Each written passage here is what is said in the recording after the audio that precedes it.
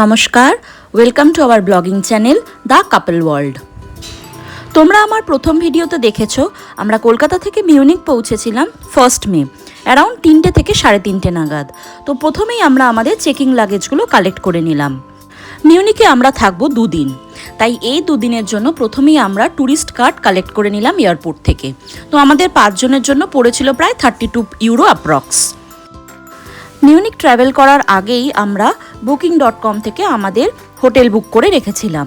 আমাদের হোটেল ছিল IB styles মিউচেন পার্ল্যাক, যা নিউ পার্ল্যাক জেন্ট্রাম মেট্রো স্টেশনের সামনেই ছিল। চলো হোটেলের চেকিং ফর্মালিটিস কমপ্লিট হতে হতে তোমাদের আশপাশটা একবার ঘুরিয়ে দেখাই। এয়ারপোর্ট থেকে হোটেলে পৌঁছাতে আমাদের খুব একটা কষ্ট হয়নি। আপনি এখানে যেখানে যেতে চান তা গুগল ক্রোমে দিলেই গুগল ক্রোম থেকে আপনাকে ডিরেকশন দিয়ে দেওয়া হয় ম্যাপসের থ্রু দিয়ে, আপনাকে কোন ট্রেন এবং কোন মেট্রো ধরতে হবে। সামারের টাইমে এখানে অন্ধকার নামতে নামতে প্রায় 8:30-9টা বাজে, তাই আমরা বেশি দেরি না করে বেরিয়ে পড়লাম মেরিয়েনপ্লাটসের উদ্দেশ্যে। আমাদের হোটেলের নিচেই ছিল মেট্রো স্টেশন।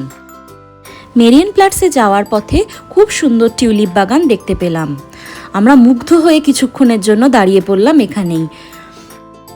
এত সুন্দর কালারফুল টিউলিপ বাগান দেখে মন আমাদের মুগ্ধ হয়ে যাচ্ছিল। টিউলিপ বাগান দেখে ধীরে ধীরে এগিয়ে চললাম মেরিয়েনপ্লাটসের উদ্দেশ্যে, কারণ সন্ধে নামতে হয়তো আর বেশিক্ষণ সময় নেই।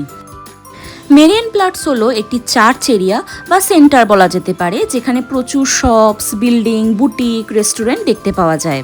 এখানে প্রচুর মানুষ এবং ট্যুরিস্টের সমাগম হয় একসঙ্গে, এবং মানুষ ভীষণ প্রাণচল হাসি আনন্দে ভরপুর থাকে। আশেপাশে অনেক বিয়ার গার্ডেনও দেখতে পাওয়া যায়। মাঝে মধ্যে এখানে সোশ্যাল ইভেন্ট, ফেস্টিভ্যাল, কনসার্টও হয়ে থাকে। চলো তোমাদেরকে আগে এই মেরিয়েনপ্লাটসের আশপাশটা একবার ঘুরিয়ে দেখাই। আমরা সবাই মিলে এই মেরিয়েনপ্লাটসের সামনে ছোট যে মিউজিক্যাল কনসার্ট হচ্ছিল সেটাই এনজয় করছিলাম সবাই মিলে। মেরিয়েনপ্লাটসে বেশ কিছুক্ষণ সময় কাটাবার পরে আমরা ঠিক করলাম 8টার মধ্যে ডিনারটা কমপ্লিট করে নেব, যেহেতু 8টার মধ্যে এখানে সব শপসগুলো বন্ধ হয়ে যায়। গুগলে সার্চ করে দেখতে পেলাম মেরিয়েনপ্লাটসের পাশেই রয়েছে একটি ইন্ডিয়ান রেস্টুরেন্ট, যার নাম ইন্ডিয়ান লাভ স্টোরি। তাই সেখানে আমরা প্রথম দিনের ডিনার কমপ্লিট করে ধীরে ধীরে হোটেলে ফিরলাম। চলো তোমাদের সাথে আমাদের মিউনিক হোটেলের রুম ট্যুরটা একবার শেয়ার করে নিই। এখানে আমরা 3টে রুম নিয়েছিলাম, যা 2 দিনের জন্য বুক করা ছিল, এবং এই 2 দিনের জন্য আমাদের চার্জেস নিয়েছিল 579 ইউরো।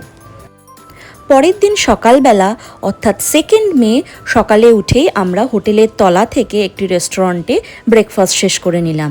আমরা নিয়েছিলাম চিকেন স্নিটজেল এবং কফি। আমরা আজকে ঘুরতে যাব আইপসি লেক এবং জুগস্পিৎসে। জার্মানির বাভারিয়া অঞ্চলে অবস্থিত একটি অত্যন্ত সুন্দর লেক আইপসি, যা ফিরোজা কালারের রং সব ট্যুরিস্টকে মুগ্ধ করে, এবং জুগস্পিৎসে হলো জার্মানির সর্বোচ্চ পর্বতমালা। নিউ পার্ল্যাক জেন্ট্রাম মেট্রো স্টেশন থেকে আমরা প্রথমেই যাচ্ছি মিউনিক সেন্ট্রাল স্টেশনে, যেখান থেকে আমরা একটি রিজনাল ট্রেন ধরব গার্মিশ পার্টেনকির্চেনের জন্য। সেন্ট্রাল স্টেশনে পৌঁছে অর্থাৎ হফব্যানহফে পৌঁছে আমরা দেখতে পেলাম রিজনাল ট্রেন পুরো অকুপায়েড। সামার হওয়ার জন্য অলমোস্ট ট্রেন পুরো ফুল হয়ে গেছে আইপসি লেক যাওয়ার জন্য। আইপসি লেক যেতে আমাদের সময় লাগবে প্রায় 2.5 থেকে 3 ঘন্টা। নেক্সট ট্রেন ধরে আমরা পৌঁছে গেলাম গার্মিশ পার্টেনকির্চেন। গার্মিশ পার্টেনকির্চেন স্টেশনে নেমে আমরা কগহুইল ট্রেন করে ঘুরতে গেছিলাম জার্মানির সর্বোচ্চ পর্বতমালা জুগস্পিৎসে। এরপর আমরা একটি লোকাল কার রেন্ট নিয়ে ঘুরতে গেছিলাম আইপসি লেক।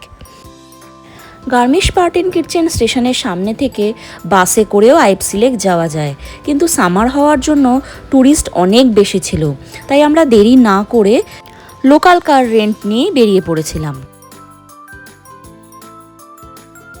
আইপসি লেকের আশপাশটা ছিল খুব সুন্দর, চারিদিকে টার্কোয়েস কালারের জল এবং ভীষণ পিসফুল জায়গাটা।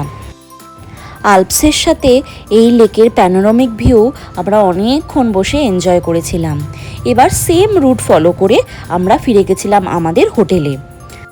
জার্মানির দ্বিতীয় দিনের ব্লগ তোমাদের কেমন লাগলো জানাতে ভুলো না কিন্তু। আজকের মতো এটুকুই, আসছি পরবর্তী ব্লগ নিয়ে খুব শিগগির। ততক্ষণের জন্য বাই বাই।